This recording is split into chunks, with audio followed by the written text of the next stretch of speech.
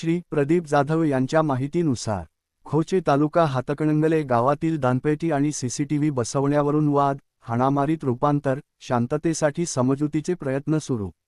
हातकणंगले तालुक्यातील खोचे गावात मंदिर परिसरात सीसीटीव्ही कॅमेरे आणि दानपेटी बसवण्याच्या मुद्द्यावरून ग्रामस्थ व स्थानिक गुरव समाजामधील काही सदस्यांमध्ये वाद निर्माण झाला. हा वाद काही वेळातच उग्र होत हातघाईत बदलला. या झटापटीत काहींना किरकोळ दुखापती झाल्याची माहिती मिळाली आहे. घटनेनंतर गावात तणावाचे वातावरण निर्माण झाले असले तरी यात्रा शांततेत पार पडावी यासाठी ग्रामपंचायत सदस्य, पोलीस प्रशासन आणि गावातील ज्येष्ठांनी हस्तक्षेप करून दोन्ही गटांमध्ये समजूत काढण्याचे प्रयत्न सुरू केले आहेत.